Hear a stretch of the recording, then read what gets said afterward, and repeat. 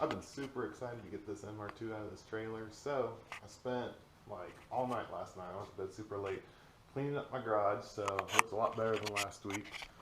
Put a little pegboard up. This is all cleared off. I've got my toolbox in here. That's all full of tools now. And as you can see, I've actually got room for a car today. So what I'm planning on doing is yanking this MR2 out. Not sure how it's going to totally work because my driveway slopes down quite a bit. Right now my plan is to remove the back straps, chock the car before I do that, and then with the car chock, take one of the front straps off, and with the one remaining front strap on there, just go ahead and give it like maybe a foot or two of slack. Then just try and push the car back.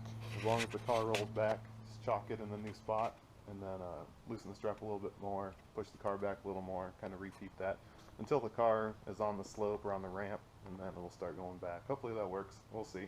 Otherwise you can laugh at me.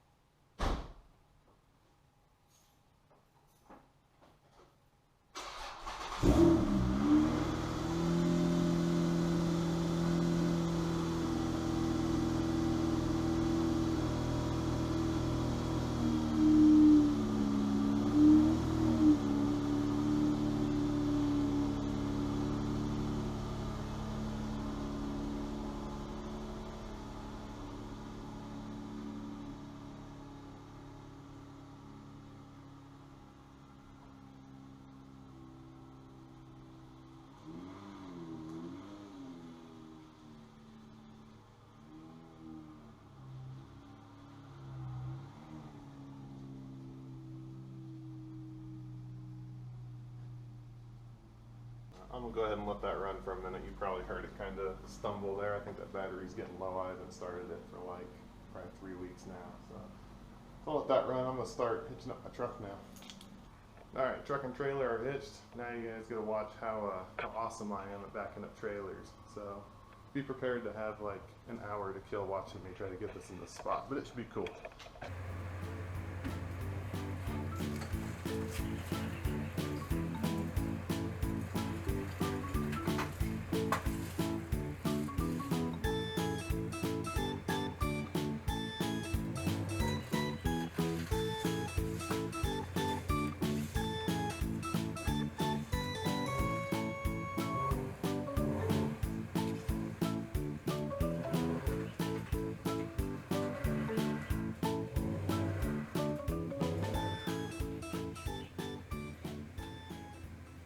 I don't want to brag, but that one went pretty well.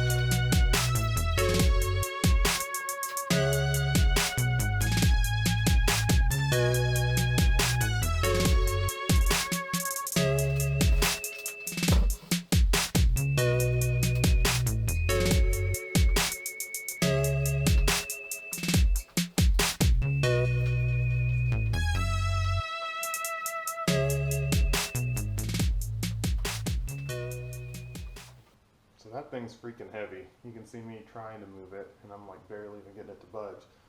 So next idea, right now, truck's hooked to the trailer. I'm just gonna jack up on that trailer tongue, try and lift the front of the trailer up, get some angle on it, or take some angle out of it. Alright, so I got the trailer tongue jacked up as far as I feel I can go comfortably with the hook to the truck. I don't want to overload that jack and blow it out. So I can actually rock it back and forth, and my back wheels are only like inches before the trailer starts to slope down.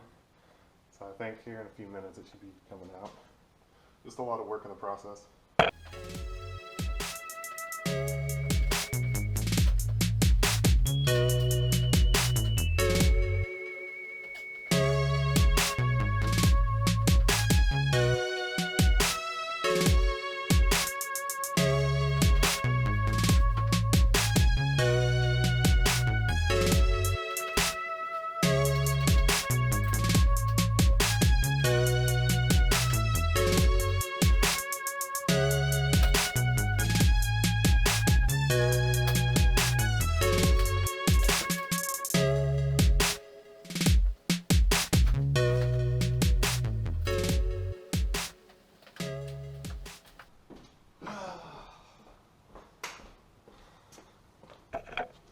Success! I just got over that hump.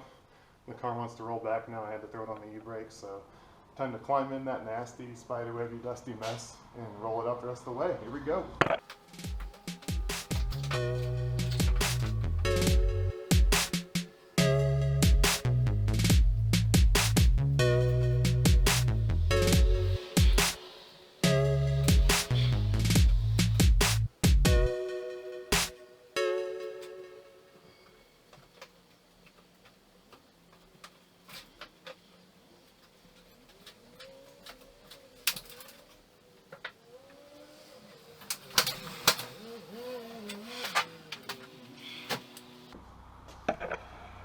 Alright, wasn't as easy as I made it sound. I climbed in it like 4 times and then it would get stuck on something.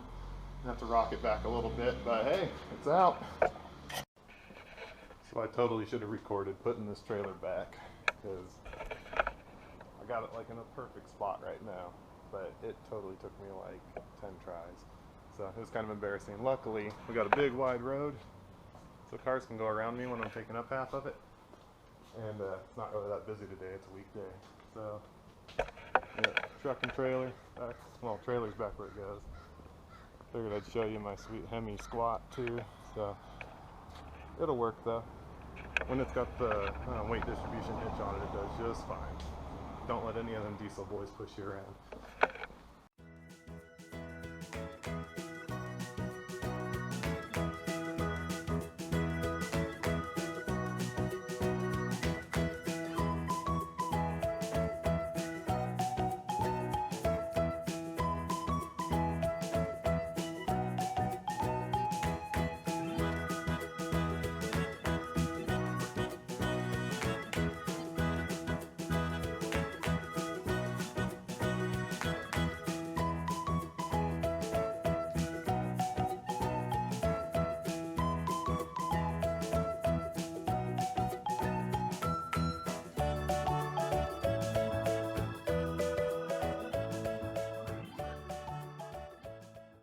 And that's where she's gonna sit. Alright, I want to see if this thing will even crank, but first, lunchtime. I haven't eaten anything today and it's almost 11. Let's do it. Teriyaki chicken legs and root beer, generic style.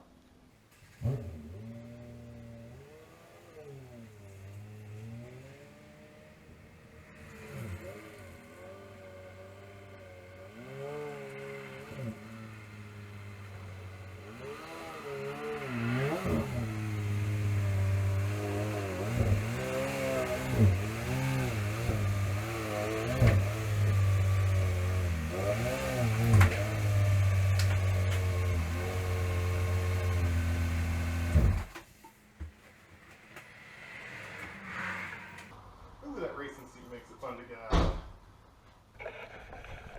How legit is this garage? Boom.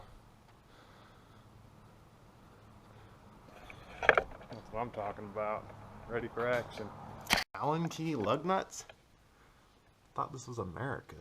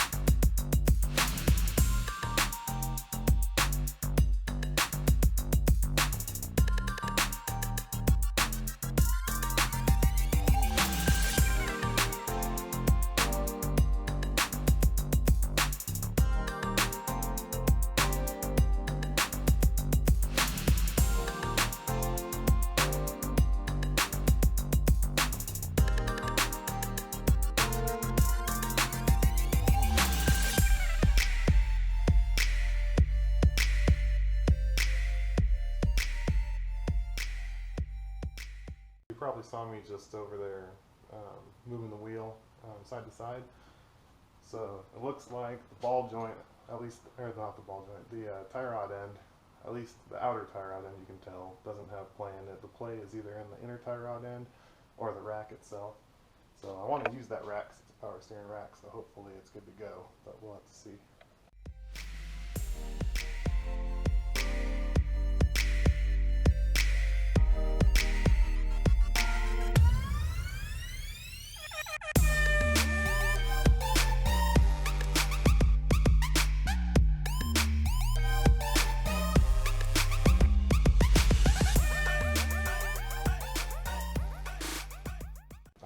Enough farting around with the borings to taking wheels off. Let's see what we actually got in this motor. Let's see if it'll crank. For starters, let's just see if the crank pulley will turn.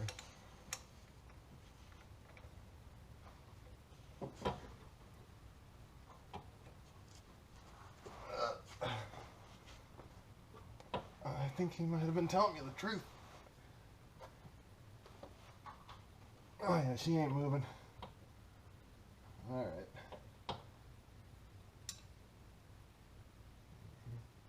Along with that, the oil pan has some big dents, but they're going inward, not outward, so that's probably a good sign.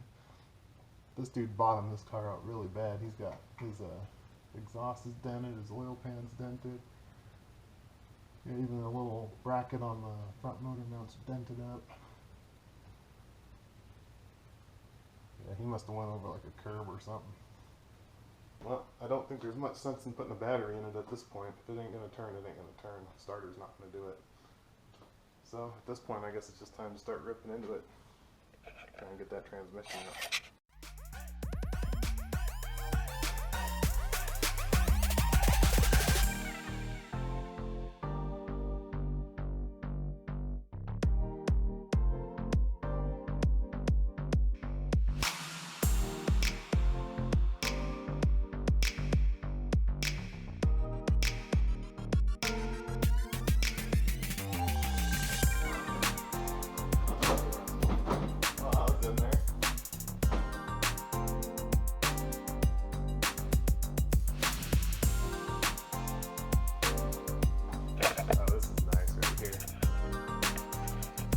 Got a bolt. Behind the bolt is 4 nuts to act as a spacer. So that's the only thing holding this whole tail light in. I'm no body guy, but I'm just gonna assume that the whole body kit's put on super ghetto.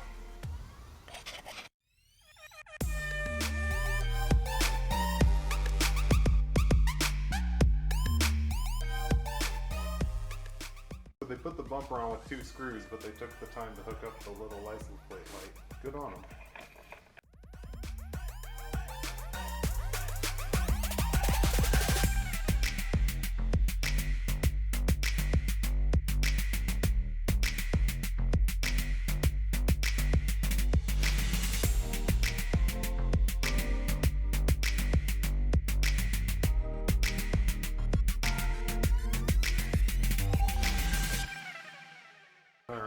Most of the covers off.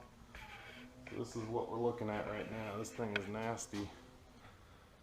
This front bumper is barely hanging on here and it's bothering me, so we're going to take it off.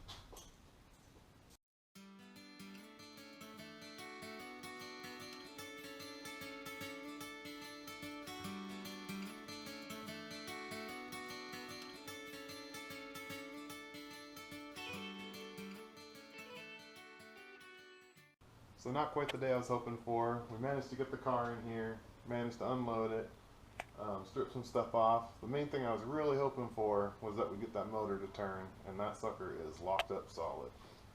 So at least we were able to make a little bit of progress, rip the back bumper and the trunk lid and the deck lid and all that stuff off, along with the front bumper. One big disappointment today is seeing how rough a shape this car really is. They've got a homemade radiator support up front because apparently this thing went off-roading. And then they've also got a welded suspension linkage right here. And then if you go further back, it's kind of dark so you can't really see it, but they've got the main cross member has a big gouge in it that they just tack welded back together, so that's not even really safe. One of the wheels I pulled off actually was bent so bad that it's got a TIG weld on it, so they actually broke the wheel and welded it back together, and we're driving on it, so that's just crazy. So everything I can tell about the transmission is that it's still okay.